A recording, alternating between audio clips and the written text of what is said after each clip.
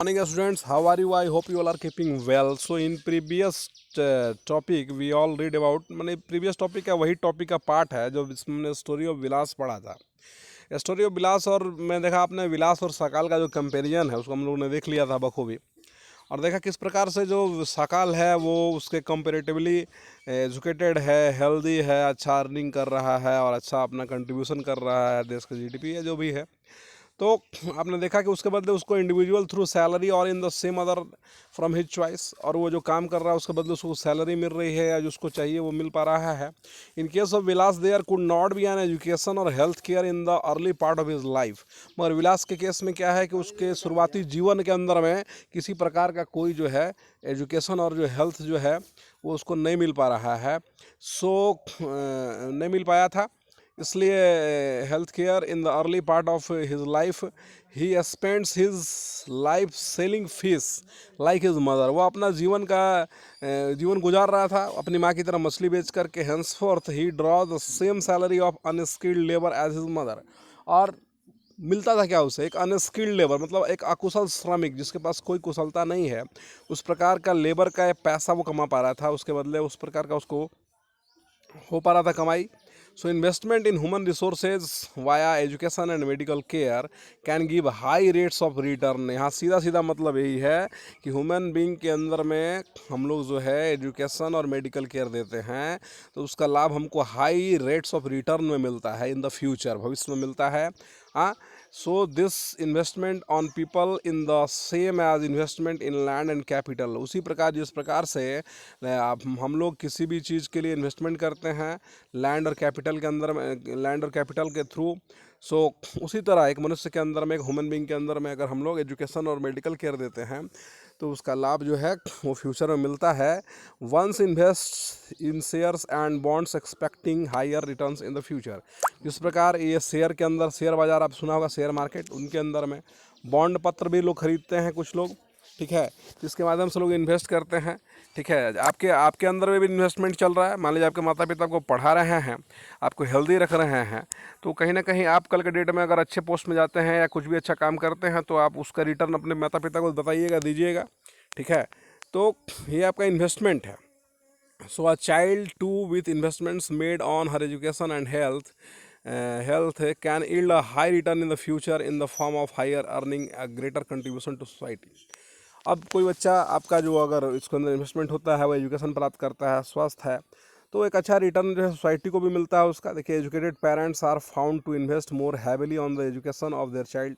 जो पढ़े लिखे माता पिता होते हैं वो अपने बच्चों की पढ़ाई की अहमियत को समझते हैं, वो पढ़ाना चाहते हैं उसे। This is because they have realize the importance of education for themselves. क्योंकि उन्होंने अपने जीवन के लिए एजुकेशन का इम्पोर्टेंस समझा हुआ है। They are also conscious of proper nutrition and hygiene.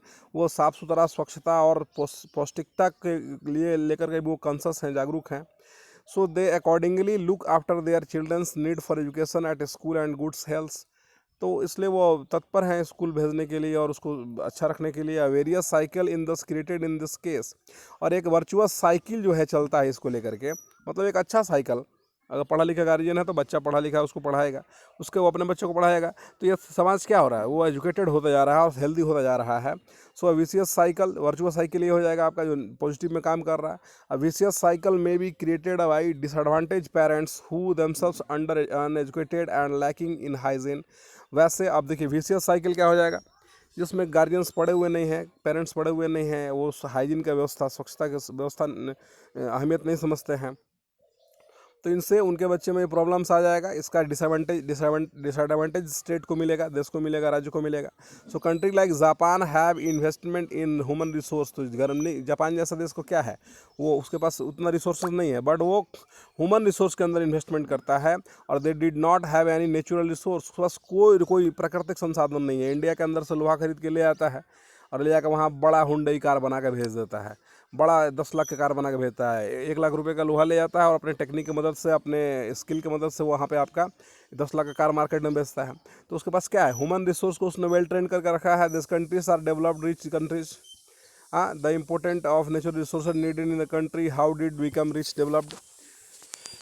तो ये किस प्रकार से लोग हो पाएंगे, डेवलप हो पाएंगे। So they have investment on people specially in the field of education and health. कारण है कि हेल्थ और एजुकेशन के अंदर इन्वेस्टमेंट करेंगे तो आगे बढ़ पाएंगे। सो देज people have made efficient use of other resources like land and capital, जिस प्रकार से यूज करते हैं हम लोग लैंड और कैपिटल का किसी भी चीज़ के लिए, उसी प्रकार efficiency and the technology involve to people have made the this country which develop. तो ये इसके कारण से कंट्री डेवलप हो पाता है। देखिए यहाँ 3 चीज़ जानना है। Economic activity by men and womens like Vilas and Sakal people have been engage in various activity. सब लोग अलग अलग काम में बसे हुए हैं। We saw that Vilas sold fish and Sakal got a job in the farm. आप देख रहे हैं मछली बेचता है, ये कंपनी में काम करता है। The various activity have been classified in 3 main sectors. ये इंपॉर्टेंट है, दिस इज द इम्पोर्टेंट, इसको आप समझ जाइए, आप क्लास 10 में ही पढ़ना आपको। So primary, secondary and tertiary. Primary sector includes agriculture, forestry, animal husbandry, fishing, poultry farming, mining. ये सब क्या हो जाएगा, प्राथमिक क्षेत्र में आता है। इकोनॉमिक्स का 3 सेक्टर है, उसमें जो प्राइमरी सेक्टर है उसमें आपका नेचर रिलेटेड वर्क्स जो है वो आते हैं, जिसमें आपका एग्रीकल्चर हो गया, फॉरेस्ट्री हो गया, एनिमल्स हस्बेंड्री, फिशिंग, पोल्ट्री, ये तमाम चीज़ें आती हैं। Manufacturing is included in the secondary sector. अब जो रॉ मटेरियल है उसको मैन्युफैक्चर करके एक वैल्यूएबल गुड्स में कन्वर्ट करना जो है मैन्युफैक्चरिंग का काम है, तो manufacturing related to secondary sector. ये द्वितीय क्षेत्र हो गया। प्राइमरी सेक्टर देख लिया आपने, सेकेंडरी सेक्टर देख लिया आपने। और trade, transport, communication, banking, education, health, tourism, service, insurance and included in the tertiary sector. और तीसरे क्षेत्र में ये शामिल हो गया आपका जो भी सर्विस सेक्टर है, जो सेवाएं क्षेत्र है, टीचिंग, डॉक्टर, ये तमाम जो सर्विस दे रहे हैं, कम्युनिकेशन, संचार का, या बैंकिंग या ट्रांसपोर्ट या इंश्योरेंस जो भी है, ये आपका टर्सरी सेक्टर में आता है। और the activity in the sector result in the production of goods. हाँ, और ये सब क्या हो रहा है, एक्टिविटी से प्रोडक्शन ऑफ गुड्स हो रहा है और सर्विस से पैदा हो रहा है। The activity and add value to the national income, और ये एक्टिविटी इसमें नेशनल इनकम में ऐड होता है। The activity are called economic activity, इसको आर्थिक क्रियाकलाप कहते हैं। इकोनॉमिक एक्टिविटी हैव 2 पार्ट्स, इसका 2 पार्ट है, market activity and non market activity. बाजार आर्थिक क्रियाकलाप और ये गैर बाजार। Market activity involves remuneration to anyone who perform activity perform for pay profit, जो लाभ के लिए और प्रॉफिट के लिए काम किया जाता है वो आपका मार्केट के लिए आता है। और देज इंक्लूड्स प्रोडक्शन ऑफ गुड्स और सर्विस इंक्लूडिंग गवर्नमेंट सर्विस, और आपका ये प्रोडक्शन और गुड्स सर्विस ये इसमें आ जाता है मार्केट वाले में। और non market activity are the production of self consumption, जो अपने स्वयं के उपभोग के लिए किया जाता है, ये नॉन मार्केट के अंदर आता है। तो आगे हम लोग इसमें पढ़ेंगे जो पढ़ना होगा। तब तक के लिए